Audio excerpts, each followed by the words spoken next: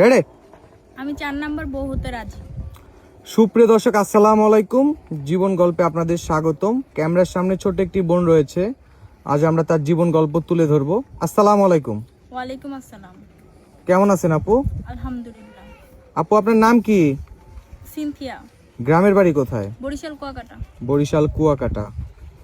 আপনার পরিবারে কে কে আছে? আমার পরিবারে বলতে কেউই নাই, আমি আর আমার নানি। কেন, আপনার বাবা মার কি হয়েছে? আমি ছোটবেলা থাকতে আমার আব্বু আম্মা আলাদা হয়ে যায়। আপনার কত বছর বয়সে এটা? 7 বছর। 7 বছর বয়সে। পরিবারের সাথে কারো যোগাযোগ আছে? জি না। কারোর সাথে যোগাযোগ নাই? না। আচ্ছা, তাহলে আপনি চলাফেরা কিভাবে করেন? আমার নানি চালাতো, কিন্তু আমার নানি আপনার অসুস্থ হয়ে পড়ে গেছে। কি হয়েছে তার? আমার নানি মারা গেছে।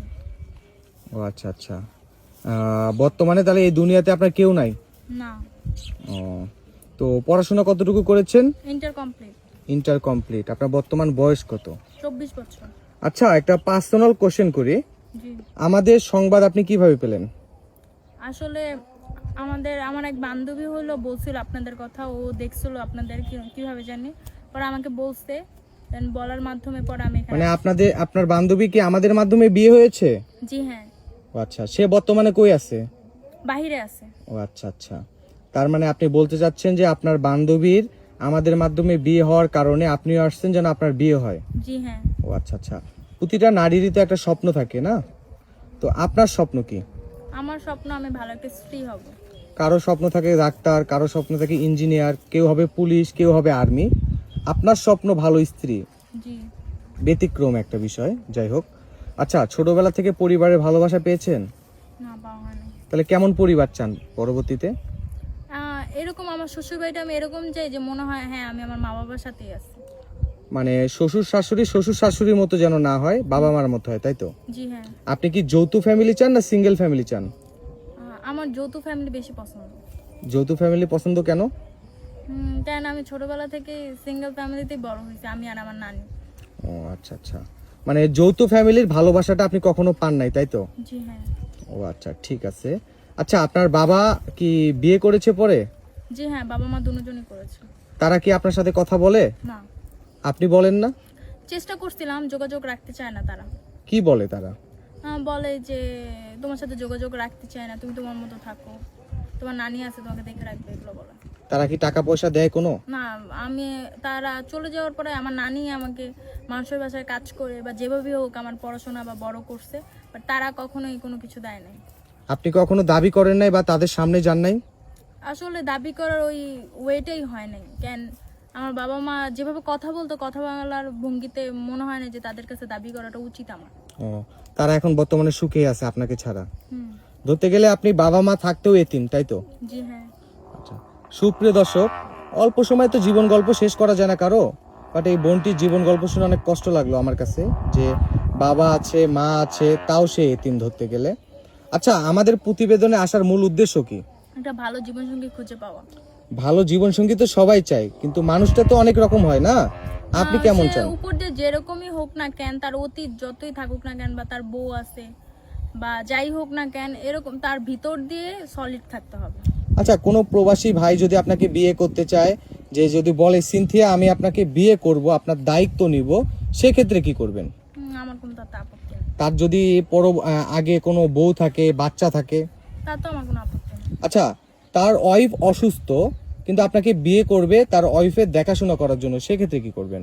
না, সমস্যা না, আমার বোনের মতোই তো, আমি তো দেখাশোনা করতেই পারি তার। এখন তো বলতাছেন বোনের মতো, পরে সতীনে সতীনে ঝগড়া করবেন না তো? না, সদিনে সদিনে বোনের মতো থাকবো। যাক, মাশাআল্লাহ।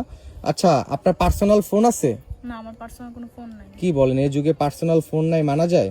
আসলে ছিল, আমার নানি অসুস্থ থাকার সময় বিক্রি করে ফেলছে। সুপ্রিয় দর্শক, এই বোনটির পার্সোনাল কোনো ফোন নেই। ডিসপ্লেতে দেওয়া একটি নাম্বার রয়েছে, ওনার সাথে যদি যোগাযোগ করতে চান স্ক্রিনশটে একটি নাম্বার রয়েছে, ওই নাম্বারটি যোগাযোগ করবেন।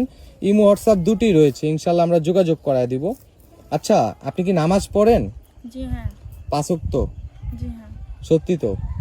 কোরআন শরীফ পড়তে পারেন? জি হ্যাঁ। যাক, মাশাল্লাহ। আচ্ছা, রোজার ঈদ কেমন কাটছে আপনার? রোজা রাখেন? হ্যাঁ, রোজা রাখা হয়, বাট আলহামদুলিল্লাহ ভালো, আবার খারাপও। একটু যদি খুলে বলতেন। আসলে এরকম ঈদও গেছে যে ভালো জামা কাপড় পরি নাই, এরকম অনেকবারই হয়েছে। কোরবানি ঈদ হয় না। ফ্যামিলি থেকে কোরবানি দিত না? হ্যাঁ, আমার বাবা মা দিত, শুনতাম, কিন্তু আমাদের বাসায় কখনো গোস্ত বা কোনো কিছু যোগাযোগ করে নাই। এখনো এটা কি মানা যায়? আচ্ছা, সংক্ষেপে বলি, সংক্ষেপে যদি তোমার জীবন গল্পটা একটু আমাদের সবার দর্শকের উদ্দেশ্যে বলতা প্রথম থেকে, যে তোমার ফ্যামিলিতে কে কে আছে, তোমার ফ্যামিলির বর্তমান অবস্থা কি, বা কিভাবে চলছো তুমি, পড়াশোনা কতটুকু, একটু ডিটেলসে যদি বলে দিতা। আসলে আমার বর্তমানে আমার বাবা মা থাকতেও নেই, তাদের সাথে আমার কোনো যোগাযোগ নেই, তারা যোগাযোগ করতেও চায় না আমার সাথে। আর আমার নানি আমাকে এতদিন মানে বড় করছে, পড়াশোনা করাইছে, যাই হোক সে মারা গেছে। তো এখন বর্তমানে বলতে আমার কেউই নেই। তো এই কারণে আমি আপনাদের কাছে আসছি যে আপনারা একটা ভালো জীবনসঙ্গী খুঁজে দিবেন, আমি বিয়ে করব এই। আচ্ছা, যদি কোনো প্রবাসী ভাই বলে সিনথিয়ার পড়াশোনার দায়িত্ব নিব, আপনি কি পড়াশোনা করবেন? জি হ্যাঁ। কোনো প্রবাসী ভাই যদি বলে আপনাকে বাহিরে নিয়ে যাবে, আপনি যাবেন? হ্যাঁ, অবশ্যই। তার বয়স যদি 70 বছর হয়, তাহলে কি করবেন? না, তাতেও কোনো আমার আপত্তি নেই। এখন তো বলতেছেন পটর পটর করে আপত্তি নাই, পরবর্তীতে যদি বলেন যে আমি বিয়ে করব না, হ্যান করব না, এসব তো হবে না। না, এখন দেখেন উপরের সৌন্দর্য তো সবার সবসময় থাকে না, ভিতরেরটাই সব। কাউকে ধোকা দিবেন না তো? জীবন কখনোই না। সত্যি? সত্যি বলেন। এই সত্যি। আচ্ছা, সুপ্রিয় দর্শক, এই বোনটির জীবন গল্প শুনলেন। ইনশাল্লাহ আমরা আশা করব ভালো কারো কপালে যেন উনি পড়ে, ইনশাল্লাহ যে যেন সুখে থাকে। আচ্ছা, আপনার তো অনেক ভিডিও ছেড়েছি আমরা, আপনাকে কেউ ফোন দেয় নাই? দিয়েছে, কথা বলে, কিন্তু আমি এতিম দেখে কেউ আমাকে বিয়ে করতে চায় না। কেউ কি দেখেন। খারাপ কোনো প্রস্তাব দিয়েছে? হ্যাঁ, দিয়েছিল। কি বলেছিল? বলেছে যা বলেছে বলেছে। দয়া করে কেউ কোনো খারাপ প্রস্তাব দিবেন না। যাই হোক, ভালো থাকবেন, সুস্থ থাকবেন, আল্লাহ হাফিজ, আসসালামু আলাইকুম।